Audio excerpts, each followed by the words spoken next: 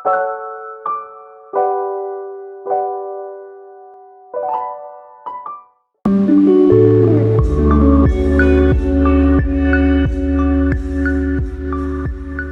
يا اصحابي عاملين ايه؟ ورجعنا لكم مع الشيف شاروبين باكله جميله وسريعه وكل مكوناتها في البيت عندنا. في البداية بشكرك وبشكر كل جمهورك الكبير. انت النهارده طلبتي مني حاجة غريبة شوية وغير تقليدية. فالنهارده احنا هنعمل الحواوشي بس مش بالطريقة التقليدية اللي احنا عارفينها. عارفة يا كوكي، احلى حاجة الابداع والابتكار دايما، لان الانسان بيحب الجديد خاصة لو الجديد ده حلو. النهارده احنا هنعمل حواوشي ايطاليان، يعني ايطالي. فالاول انا هقول على المقادير بتاعه العجين بتاعنا، وبعد كده اقول لك على الخلطه ايه. هعجن مثلا كيلو دقيق، هبقى محتاج كوبايه الا ربع زيت، كوبايه لبن، كوبايه ميه، هحتاج ملح وسكر وخميره. ده بالنسبه لمقادير الكيلو بتاع الدقيق اللي هعجنه. هنا الخلطه بتاعتي اللي انا هحشي بيها. مثلا هجيب كيلو لحمه، هجيب بصل، طماطم مش كتير، الطماطم واحده او اتنين اولا هيدوا طعم وهيدوا الطعم الحلو اللي احنا بنحبه يا كوكي. بصل، فلفل الوان، قرنين فلفل عشان دولت هيبقوا شويه سبايسي، هما اللي بيحلوا الاكل. فصين توم، ما اخدش توم كتير. وباخد لو عودين خضره. بحط مع دولت حبة زيت في الميكسر بتاعي علشان يطروا الخلطة دي وبيدوا لون جميل قوي للخضار. هزوق طبعا هنا التوابل بتاعتي: ملح وفلفل اسود، بهارات، جوز الطيب وبابريكا. ممكن احط على اللحمة مرقة لو انا عايز ازود نكهة الطعم. علشان احلي المنظر بدهن في الاخر ببيض، ومعايا هنا سمسم، ومعايا حبة بركة. دي هتبقى في النهاية وانا لما ببتدي باخد العجينة وبفرد المحتويات بتاعتي. بحط في الميكسر الزيت،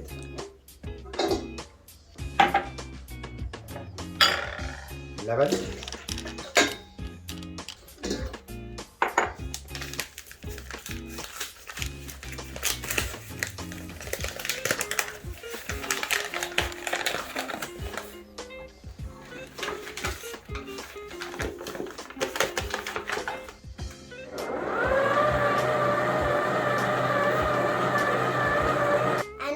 على ما العجينه تخمر هنحضر المكونات بتاعتها.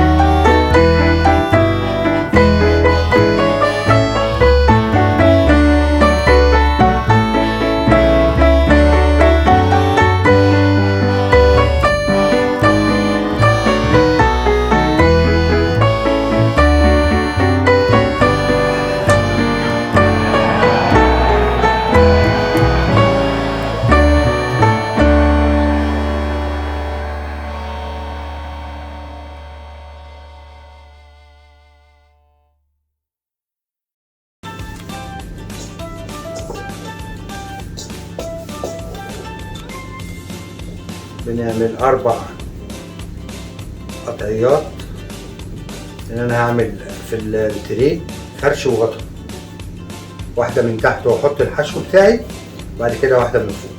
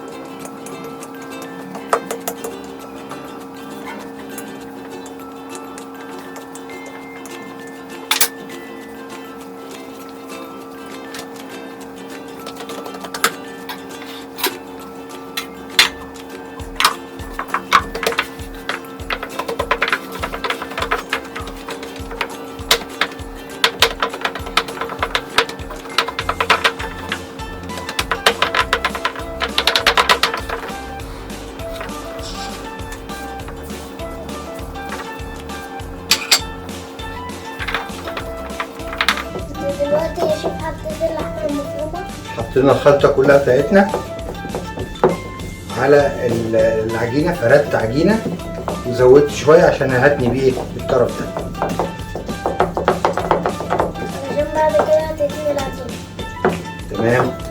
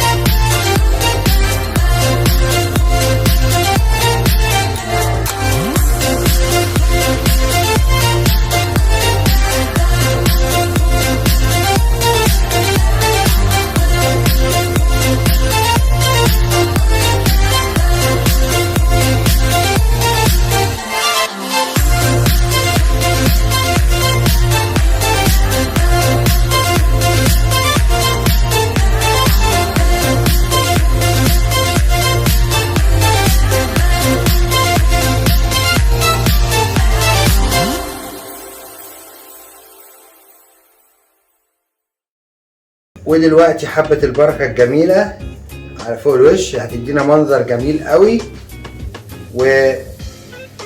وشكل حلو احنا بنحبه، بجانب ليها ريحة جميلة قوي، وكمان طعمها حلو.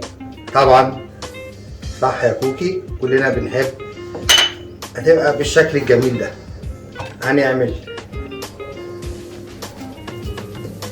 لها منظر جميل.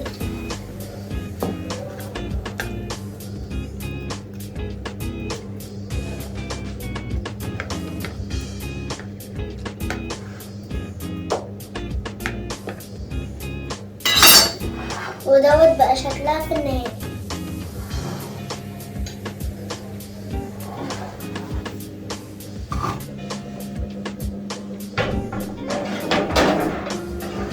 اصحابي في الفرن ونرجع لكم تاني. ورجعنا لكم يا اصحابي بعد ما الحواوشي طلع من الفرن. قد ايه شكلها جميل بقى يا كوكي. كده فاضل نقطع وبالهنا والشفا.